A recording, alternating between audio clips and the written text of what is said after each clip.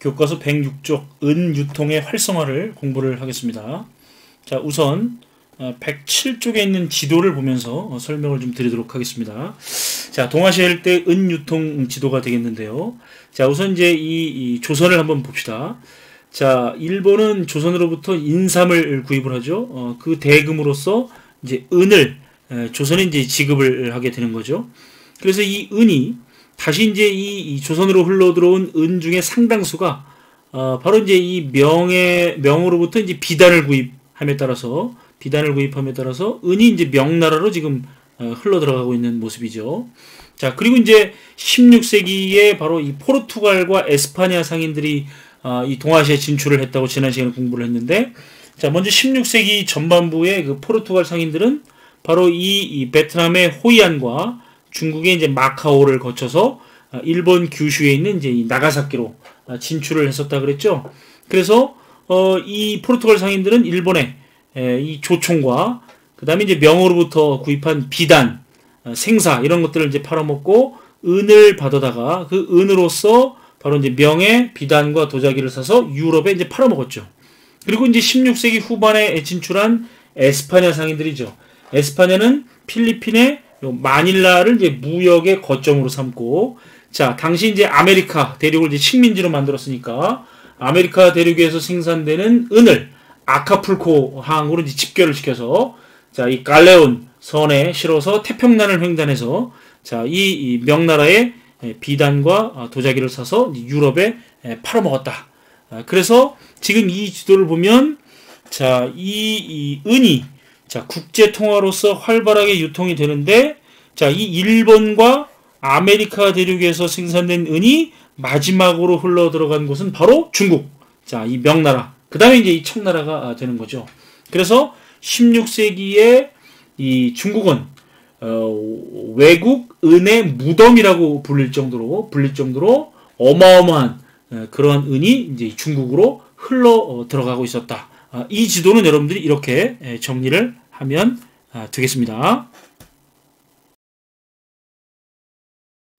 자, 다시 이제 교과서 106쪽의 내용을 좀 보시면, 어쨌든 이제 이 일본과 아메리카에서 생산된 은이 이제 명청으로 이제 흘러 들어갔다.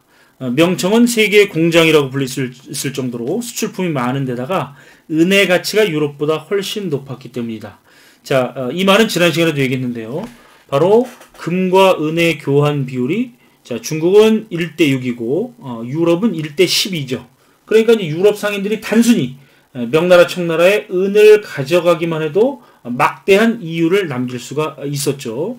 그리고 이 16세기 이제 명나라 중기 이후에 이 민간 거래에서도 이제 은의 사용이 확대되면서 이 16세기에 이제 중국은 명나라는 이미 은경제 시대로 들어갔습니다.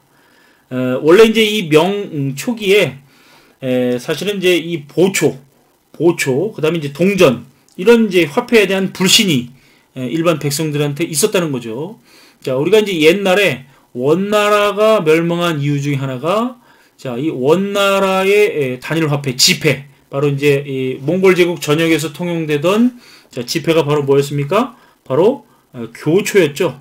그래서 원 말기에 이 교초를 남발하면서, 자, 인플레이션이 발생을 이제 하게 되면서 결국은 이제 이 원나라가 이 교초의 남발 때문에 그 한 원인이 돼서 이제 망하게 되는데, 명나라 초기에도 보초라고 하는 지폐를 국가가 발행했고, 이제 동전도 발행을 했습니다. 그런데 이 일반 백성들이 이 지폐인 보초와 구리로 만든 돈인 동전에 대해서 이제 불신을 갖고 있었던 거죠. 네, 그런 상황 속에서 이제 16세기에 이 강남 지방을 중심으로 해서 상공업이 발달하면서 은의 사용이 늘어나면서 이제 16세기에 이제 은경제 시대로 이제 들어가게 되는 거고, 우리가 이제 임진왜란 공부하기 직전에 배웠던 내용 중에서 명나라 만력제 때 내각 수보를 지냈던 장거정이 이제 여러 가지 개혁 정책을 펼쳤다고 했는데, 바로 일조 편법이라고 하는 은으로 세금 내는 제도를 전국적으로 시행했다고 그랬죠. 그래서 여기도 이제 다시 한번 이제 나오게 되는데, 자, 이 명나라는, 자, 일조 편법이다. 자, 이 여러 가지 잡다한 세금을, 자, 여기는 이제 조세와 요역이라고 이제 표현되어 있는데, 바로 이제 지세와 정세라는 말로 우리가 바꾸어 쓸 수가 있는데 조세는 지세, 요역은 정세로 바꿔 쓸 수가 있죠. 그러니까 여러 가지 잡다한 세금들을 하나의 조목으로 단일화시켜서 지세와 정세로 단일화시켜서 뭘로 내게 한다? 은으로 내게 하는 방법. 이게 명나라의 일조편법이죠. 장거정이 이제 전국적으로 시행한 방법이고 청나라도 마찬가지입니다. 자, 청나라는 요 정세, 이 사람에게 부과하는 인두세를 이제 이 정액화해가지고 요 토지세인 지세에 포함시켜 버립니다. 이 정세를 토지세인 지세에 포함시켜 역시 은으로 징수하는 지정은제를 시행하게 됩니다. 그래서 명나라의 세금제도는 일조편법, 그 다음에 청나라의 세금제도는 지정은제인데 공통점은 바로 뭐다? 바로 은으로 세금을 내는 거다. 이렇게 우리가 정리를 할 수가 있게 되겠습니다. 교과서 107쪽에 은유통의 확대와 조선으로 좀 넘어가도록 그렇게 하겠습니다. 조선에서는 은은커녕 이 동전의 유통도 사실은 부진했죠. 이 16세기 후반까지 쌀이라든지 면포라든지 이런 이제 현물 화폐가 사용됐지, 은 유통은 상당히 이제 부진했었다. 그리고 여기 보면 이제 은광을 적극적으로 개발하지도 않았다. 이런 이제 이 표현이 나오는데요. 이게 무슨 얘기냐면은 이 중국이 사실은 이제 조선에 금과 은을 곡물로 요구를 했었습니다. 그런데 거기에 이제 이 상당한 부담을 느꼈던 이제 조선이 우리 그 세종대왕 때 이 명나라에 요청을 해가지고 이 은을 곡물 품목에서 제외를 시켰죠. 그러다 보니까 당연히 은광 개발을 열심히 할 수가 없죠. 그래서 은광을 적극적으로 개발하지 않았는데 16세기 초에 이제 이 단천에 은광이 이제 개발되기 시작을 하면서 생산량이 좀 늘어났죠. 그리고 이제 임진왜란 때 명나라의 한 5만 명 가까운 군대가 조선에 주둔하면서 그들이 쓰는 식량이라든지 군수물자를 이제 구입하면서 그 대금으로 이제 은을 조선 상인들한테 지급을 했던 거죠. 그래서 명군과의 접촉으로 이제 16세기부터 이제 은 거래가 확산이 이제 되는데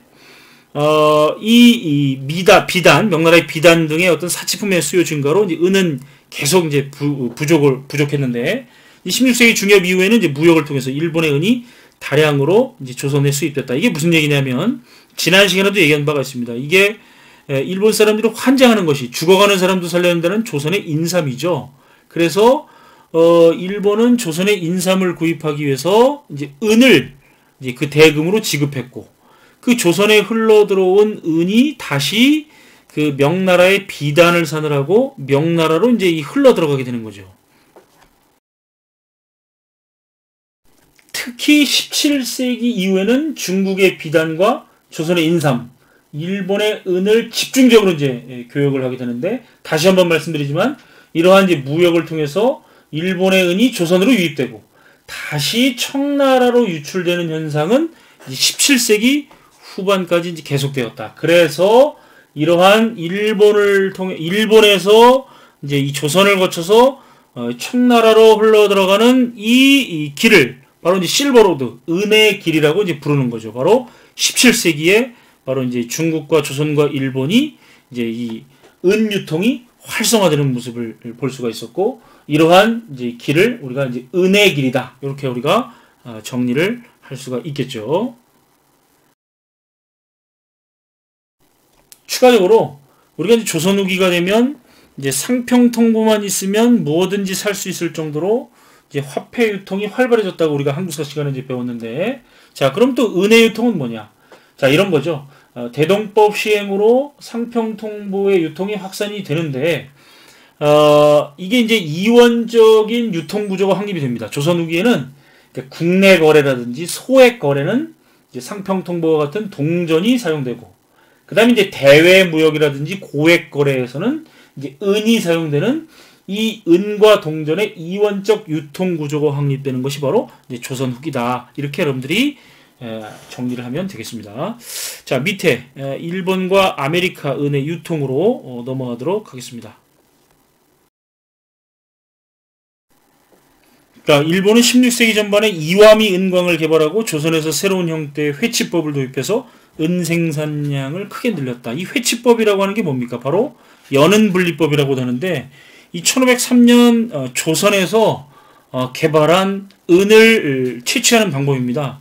그래서 이제 납과 재를 이용해서 이제 은을 채취하는 방법으로서 이제 연은 분리법이라고 하는데, 사실 1503년에 개발된, 조선에서 개발된 이 연은 분리법, 이 회치법을 본격적으로 이용해서 이제 은광 개발을 했던 나라는 일본이죠.